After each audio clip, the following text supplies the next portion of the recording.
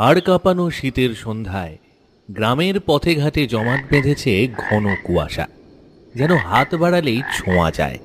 রাস্তার ধারের পুরনো গাছগুলো কুয়াশায় দাঁড়িয়ে আছে অস্পষ্ট ছায়ার মতো। তাদের পাতা থেকে টুপটুপ করে শিশির ঝরার শব্দ ছাড়া আর কোনো আওয়াজ নেই। টিমটিম করে জ্বলতে থাকা লণ্ঠনের আলোয় আলোকিত হয়ে আছে নরেন খুড়োর চায়ের দোকানটা। কেটলির মুখ দিয়ে বের হওয়া গরম ধোঁয়া কুয়াশার সাথে মিশে তৈরি করেছে এক মোহময় পরিবেশ। দোকানে বসে উনুন থেকেই আগুনের আঁচ পোহাচ্ছে নরেন খুড়ো, সেলিম আর ফিরোজ। অন্যদিকের বেঞ্চে বসে নিচু স্বরে এদের মধ্যে কথা বলছে মতিন আর সেলিম। এই শীতের রাতে ওই জোড়া খেজুর তলার দিকটায় কেউ ভুলেও পা বাড়াস না যেন তোরা। কেন গো খুড়ো, সব সময় তো দেখে আসছি ওই গাছ দুটো থেকে রস পেড়ে বিক্রি করছে গাছিরা, তাহলে হঠাৎ মানা করছো কেন? দিনকাল ভালো নয় রে কালু, তোদের জানা নেই ওই জোড়া গাছে দিনের বেলা যাই থাক, সন্ধ্যা নামলেই সব কিছু পাল্টে যায়। তাই গাছিরা শীত এলেই সন্ধ্যার আগেই রস পাড়ে, এরপর কেউ ধারে কাছেও যায় না। ঠিকই বলেছ খুড়ো, সেদিন গফুর মিয়াও ওই পথ দিয়ে আসছিল, বলে নাকি কার কান্নার আওয়াজ পেয়েছে। কান্না তো বটেই, রাতের বেলা সেই গাছের রস পেড়ে খেলেই নাকি লোকে পাগল হয়ে যায়। ওখানে যারা রাত বিরেতে রস পাড়তে গিয়েছিল তারা আর ফিরে এসে সুস্থ হতে পারেনি। আরে রাখো তো তোমাদের এসব বুজরুকির গল্প খুড়ো। ওরে মতিন, চুপ কর। খুড়ো যা বলছে তা মিথ্যে নাও হতে পারে। তুই চুপ কর তো সেলিম, এই গাঁয়ের লোকেদের কাজই হলো বানিয়ে বানিয়ে গল্প বলা। সব কিছুকে অবিশ্বাস করতে নেই রে মতিন, আবার কিছু জিনিস বেশি না জানাই ভালো। মুখ্য সূক্ষ্ম হতে পারি খুড়ো, কিন্তু এইটুকু জানি যে রস খেলে কেউ পাগল হয়ে যায় না। ওটা তোমাদের ওই গাঁজানো রসের নেশা। তুই কি বলতে চাইছিস মতিন? তুই কি ওখানে যাবি নাকি? হ্যাঁ হ্যাঁ যাব, আজকে রাতেই আমি ওই গাছ থেকে রস পেড়ে আনবো। দেখি দেখি আমি কোন ভূত আমার কি করতে পারে। কাজটা কিন্তু ভালো করছো না মতিন ভাই, জেদ করো না বলি, শোনো বিপদ হতে পারে। মতিন, বাদ দে না এসব। এই শোন, তুই ভীতু বলে আমাকেও ভীতু ভাবিস না। আমি আজ প্রমাণ করেই ছাড়বো যে ওইসব কিচ্ছু নেই। আমি সাবধান করার কাজ সাবধান করলাম, বাকিটা তোরা যা ভালো বুঝিস। হ্যাঁ হ্যাঁ হ্যাঁ, সিদ্ধান্ত নিয়ে ফেলেছি খুড়ো, শুধু চাটা শেষ করতে দাও। তুই সত্যি সত্যি যাবি? আমার কিন্তু বিষয়টা একদম ভালো লাগছে না। আরে তুই চল তো আমার সাথে, দেখবি দেখবি রসের হাঁড়ি নামিয়ে কি মজা হয়। না, আজ রাতে এই গ্রামের কপালে কি লেখা আছে কে জানে। রাত যত গভীর হয়েছে ততই বেড়েছে কুয়াশার ঘনত্ব। গ্রামের মেঠো পথ এখন জনমানবহীন, শুধু মাঝে মাঝে ভেসে আসছে দু একটা কুকুরের কান্নার আওয়াজ। বাঁশবাগানের সরু পথ দিয়ে হাঁটছে সেলিম আর মতিন। সেলিমের হাতে থাকা টর্চের আলোয় অদ্ভুত দেখাচ্ছে পথটাকে। মতিন, আমার মনে হয় আমাদের ফিরে যাওয়া উচিত।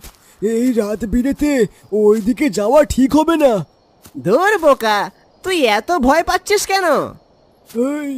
মানে দেখ না, কত শীত পড়েছে। মনে হচ্ছে বাতাস একেবারে হাড়ের ভেতর ঢুকে যাচ্ছে। আরে শীতকালে শীত তো একটু লাগবেই, হাঁটতে থাক, দেখবি গরম লেগে গিয়েছে।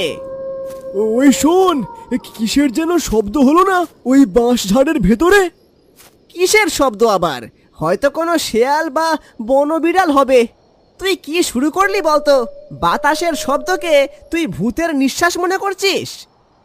না রে মতিন, মনে হলো কেউ যেন দীর্ঘশ্বাস ফেললো আমার কানের কাছে। এত দূর এসে এখন ফিরে যাব? না না না না না, আর মাত্র একটুখানি পথ। ওই তো সামনেই জোড়া খেজুর তলা। ওই দেখ, সামনে কুয়াশা কেমন পাক খাচ্ছে। হ্যাঁ, আরে ধুর, তুই আমার পেছনে পেছনে আয় তো, কিচ্ছু হবে না। আল্লাহ, তুমি ভরসা। কেন যে আমি মতিনের পাল্লায় পড়লাম। দেখ সেলিম, ভয় পাবি না। ভয় পেলেই মনের ভুলগুলো সত্যি মনে হয়। কিন্তু বাঁশগুলো কেমন অদ্ভুত শব্দ করছে, দেখছিস না? ওটা বাঁশে বাঁশে ঘষা লাগার শব্দ। আরে পড়ালেখা না হয় শেষ করিসনি, কিন্তু ছোটবেলায় তো কিছু হলেও পড়েছিস নাকি? ওসব বিজ্ঞান ফিজ্ঞান দিয়ে সব হয় না রে ভাই। গ্রামের বুড়োরা তো আর মিথ্যে বলে না। চুপ করবি তুই, আর একটাও কথা বললে আমি তোকে এখানে রেখে একাই চলে যাব। কুয়াশায় ঢাকা প্রান্তর পেরিয়ে শেষমেশ সেই কুখ্যাত জোড়া খেজুর তলার সামনে এসে দাঁড়ালো ওরা।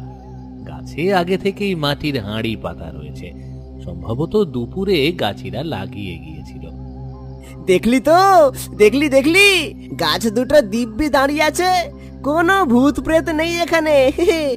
তুই তাড়াতাড়ি কর ভাই, আমার মনে হচ্ছে কেউ আমাদের দিকে তাকিয়ে আছে। শোন, তুই নিচে পাহাড়া দে, আমি চট করে হাঁড়িখানা নামিয়ে আনছি। বেশিক্ষণ থাকিস না উপরে, টর্চটা আমি ধরছি তোর দিকে। সময় নষ্ট না করে পাকা গাছের মতো গাছে উঠে গেল মতিন। কিরে, এই হাঁড়িটা এত ভারী কেন মনে হচ্ছে? আরে রসে ভর্তি হলে হাঁড়ি তো ভারী লাগবেই। নামা নামা, জলদি নামা। হঠাৎ মতিন অবাক হয়ে দেখলো গাছের পাতার আড়াল থেকে দুটো জলজলে চোখ তার দিকে তাকিয়ে আছে। চোখ? মনে হচ্ছে দুটো চোখ আমার দিকেই তাকিয়ে আছে। কথাটা বলতে না বলতেই অন্ধকারে হারিয়ে গেল চোখ দুটো। কিন্তু এরপরই ঘটলো আর এক ঘটনা। সেলিমের পেছনে এসে দাঁড়ালো মিশমিশে কালো এক অবয়ব। চমকে উঠে সেলিম টর্চের আলো ফেলতেই উধাও হয়ে গেল সেটা। ওরে বাপরে, আমার পেছনে ওটা কে দাঁড়িয়ে? কি হলো সেলিম, তুই আবার কার সঙ্গে কথা বলছিস? কে কে আছো এখানে? সামনে এসো। কিন্তু সেলিমের কথা আর কেউ জবাব দিল না, সামনেও এলো না কেউ। মতিন, তুই নেমে আয়, এক্ষুনি নেমে আয়, এখানে কেউ আছে। আমিও গাছের ওপরে কিছু একটা দেখেছি রে। আবার নামার সময় মনে হলো কেউ আমার হাতটা ধরতে চাইছিল। কে যেন আমার পেছনে দাঁড়িয়ে ছিল, আলো ফেলতেই চোখের সামনে উধাও হয়ে গেল। ওটা ওটা মানুষ নয় মতিন।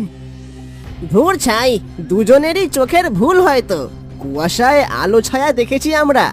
না না, এটা ভুল না, চল এখান থেকে পালাই। রস যখন পেড়েছি তখন এটা নিয়েই যাব, আমি এত সহজে হার মানবো না। আরে তুই কি পাগল হয়ে গিয়েছিস? প্রাণের মায়া নেই তোর? চুপ কর, মনের ভয় দূর করতে হলে এই রস খেয়েই প্রমাণ করতে হবে যে ওতে কিচ্ছু নেই। গড়ের মাঠের মাঝখানে ঘাসের উপর এসে বসেছে ওরা দুজন। চারদিকে খোলা প্রান্তর, হুহু করে হিমশীতল বাতাস বইছে। মাটির ভাঁড়ে খেজুরের রস ঢালতে গিয়ে দেখা গেল রসের রংটা স্বাভাবিক নয়, বরং কালচে লাল রঙের। রসের রংটা এমন লাগছে কেন রে? গাছিরা কি গুড় মিশিয়েছে নাকি? খবরদার মতিন, ওই রস মুখে দিবি না। রং দেখছিস না, রক্তের মতো লাল। আরে ধুর, গাছের কষ মিশে হয়তো এমন হয়েছে। তুই খাবে কি না বল? না, আমি মরে গেলেও খাবো না, তুইও ফেলে দে ওটা। হঠাৎ কোথা থেকে একটা কালো ছায়া উড়ে এলো মতিনের দিকে। কাছে এসেই মিলিয়ে গেল সেটা। মতিন, সাবধান, তোর দিকে কি যেন একটা এলো। কিসের সাবধান রে সেলিম, আমি তো বেশ আছি। তোর গলাটা অমন শোনাচ্ছে কেন? তুই ঠিক আছিস তো? আমি ঠিকই আছি, কিন্তু তুই ঠিক নেই। তুই সব সময় আমাদের মাঝে আসিস কেন বলতো? আমি আবার কখন কার মাঝে গেলাম? তোদের বলতে কার কথা বলছিস? তুই জানিস না হিমেল, তুই কেন আমার ভালোবাসা কেড়ে নিলি? মাথা খারাপ হলো নাকি তোর? হিমেল কে? কার কথা বলছিস? আমি তো সেলিম। আজ তোকে আমি ছাড়বো না। এই বিষ মাখানো রস তোকে খেতেই হবে। মতিন, মতিন, তুই আমার বন্ধু।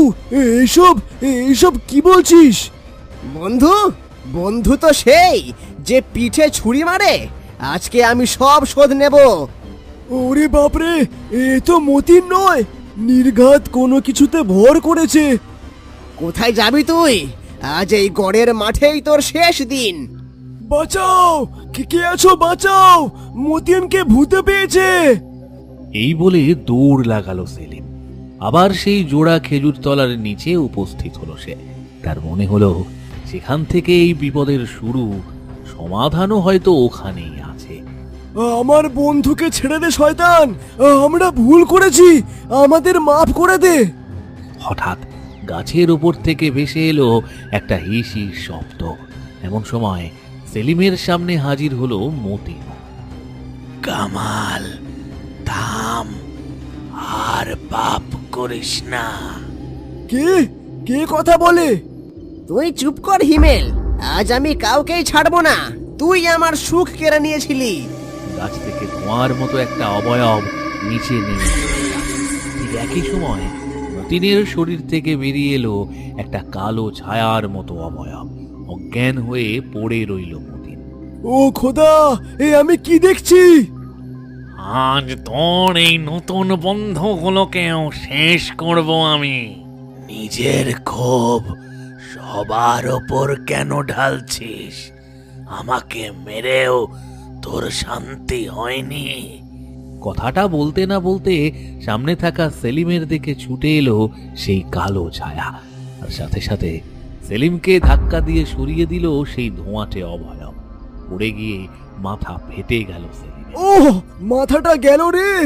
পথ ছাড় হিমেল, আমার প্রতিশোধের স্বাদ এখনো মেটেনি।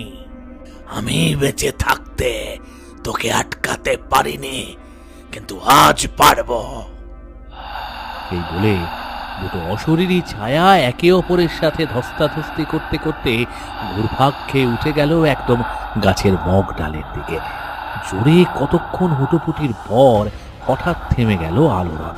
ঠিক এমন সময় দূর থেকে হন্তদন্ত হয়ে ছুটে এলেও নরেন খুঁড়ো, কালু আর ফিরোজ। সেলিম, মতিন, কি হয়েছে তোদের? এইভাবে গাছের নিচে পড়ে আছিস কেন? তো তোদের চিৎকার শুনে ছুটে এলাম। হায় হায় হায় হায়, সেলিম ভাইয়ের মাথা ফেটে রক্ত পড়ছে। আর মতিন ভাই, আরে তোমার কি হয়েছে? আমি আমি এখানে কেন? আমার শরীর এত ব্যথা করছে কেন? এতক্ষণে জ্ঞান ফিরেছে তোর? খুড়ো, মতিনের ওপর ওই খেজুর তলার ভূত ভর করেছিল। ওরা ওরা গাছের উপরে মারামারি করছিল একটু আগেই। আমি জানতাম এমন কিছুই হবে। ওরা আজও শান্ত হয়নি। কারা খুড়ো? তুমি কাদের কথা বলছো? হিমেল আর কামাল, বহু বছর আগে দুই জিগরি দোস্ত ছিল ওরা। তাদের কি হয়েছিল খুড়ো? এক মেয়েকে দুজনেই ভালোবাসত। মেয়েটা হিমেলকে বেছে নিয়েছিল। সেই রাগে কামাল এই গাছের রসেই বিষ মিশিয়ে হিমেলকে খাইয়ে মেরেছিল। একজন মারা গেলে আমরা দুজনকে দেখলাম কেন? কারণ হিমেলকে মারার পর অনুতাপে দগ্ধ হয়ে কামাল পরে এই গাছেই গলায় দড়ি দেয়। সেই থেকে ওদের আত্মা এই গাছে আটকা পড়ে আছে। তার মানে মতিনকে যে ভর করেছিল সেটা ছিল কামাল, আর যে আমাকে ধাক্কা দিল সে ছিল হিমেল। সে আমাকে বাঁচাতে চেয়েছিল। হ্যাঁ, হিমেলের আত্মাই তোকে বাঁচাতে চেয়েছে কামালের হাত থেকে। নে, এবার চল, বাড়ি গিয়ে তোদের ক্ষত সারাতে হবে। আর কখনো রাতে এই মুখো হবি না তোরা। হ্যাঁ খুড়ো, আর এক মুহূর্ত এখানে থাকবো না। চলুন চলুন। সেলিম আর মতিনকে সঙ্গে নিয়ে চলতে শুরু করলো নরেন খুঁড়ো, কালু আর ফিরোজ।